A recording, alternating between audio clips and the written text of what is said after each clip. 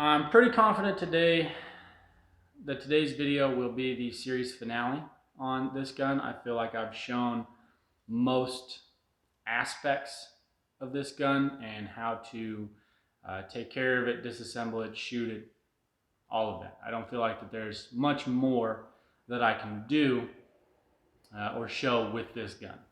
I do feel, however, that the last thing that I can show is how this gun performs on a real world level with some practical shooting. And what I would like to do in this video is show you guys how this gun does with shooting some clay pigeons.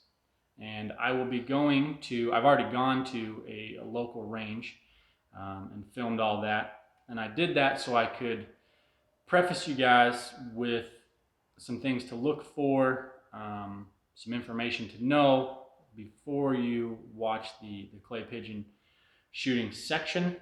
That way you've got an idea of what's going on.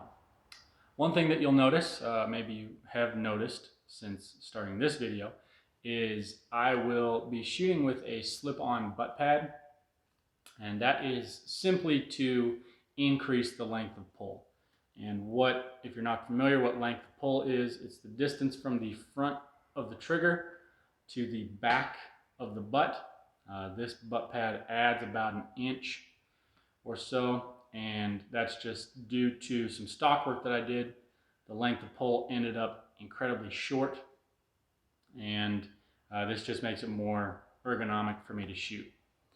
Second is this gun is a fixed full choke in the constriction, so that's pretty tight to be shooting close range targets. Keeps that group real tight, so you got to be real accurate, which I feel like I did pretty good with this gun. And that brings me to my final note, which is the ammunition that I used. I would have normally liked to shoot the minimum dram equivalent shells that I showed in video 2 of this series. They function, they cycle just fine. It doesn't seem like there's any undue recoil on the gun, beating it up. But due to the range that I went to, it's an indoor range, which is, I mean, it's actually a pretty incredible facility. But you have to use their ammunition. You know, it's their place, it's their rules, and they informed me that it was actually part of their insurance policy that you have to purchase their provided ammunition for the clay pigeon shooting. Rifles and pistols and all that stuff, you can shoot your own ammo. But what they had available was this Rio 2 3/4 inch 3 dram equivalent, going at 1,250 feet per second, and that is 1 ounce of 7.5 shot. Just in case you couldn't see that, I'll give you another close up. All right. These were pretty rough on this gun. I can definitely tell a difference between the minimum and the 3 dram equivalent. And whether the dram equivalent is precise and correct, I talked a little bit about that in video 2, so don't be coming at me about the inaccuracies of dram equivalents. But I just know that 3 is more than minimum. From what I've seen, it goes minimum, 2 3/4, 3 dram equivalent. And I never had a malfunction with the minimum dram equivalents. I had quite the number of malfunctions with this 3 dram equivalent. Mainly, it wouldn't cycle and kick out the last shell coming out of the gun. It would stick right in the middle of its cycle, and I can see now why you would need some leverage to get down on it. I didn't do that like we've discussed in previous videos. You know, it was still in the crook of my hip and having to really get on it sometimes to get that shell out. So I would much prefer shooting the minimum dram equivalent. It runs nice, doesn't beat the gun up, all of that. So I debated whether or not to put the shooting portion of the video here or at the end. I just decided to put it at the end So if you want to see the shooting, just scroll or go to the timestamp. I'll put a timestamp. But a couple more things after shooting this gun. I'm sure, like most, this gun is more accurate than the shooter.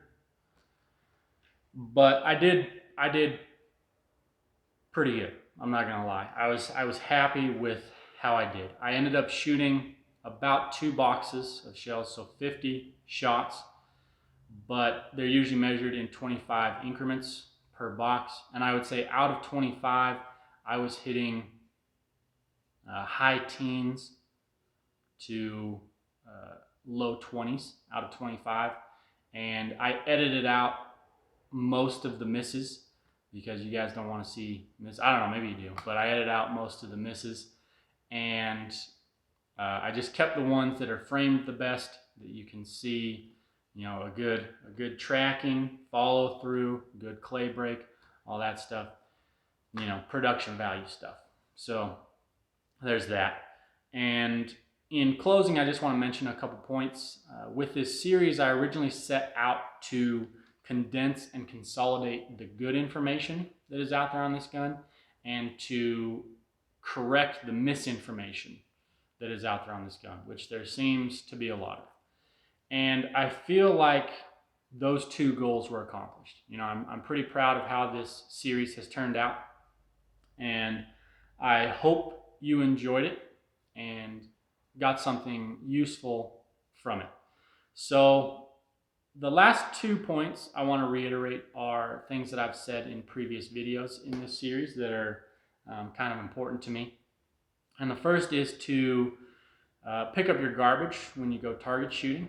It's kind of a bummer when I go out and it looks like a dump, especially if I'm taking a new shooter. It doesn't reflect well on the shooting and gun community. You know, if you pick up your garbage, it makes it better for everyone. It makes it so new shooters have a good experience. It reflects well on shooters, and it makes it so our public ranges and public lands that are open to shooting remain open for us.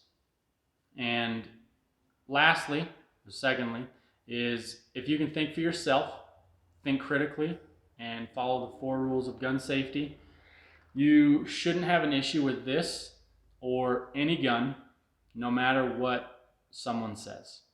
You know, think for yourself, look it over, take it to a gunsmith if you need to, but don't think it's a wall hanger just because the internet says it's a wall hanger. With all that being said, remember to be safe out there, have fun, and I really appreciate you watching this series, and I will go ahead and roll in the shooting of clay pigeons. Thanks for watching.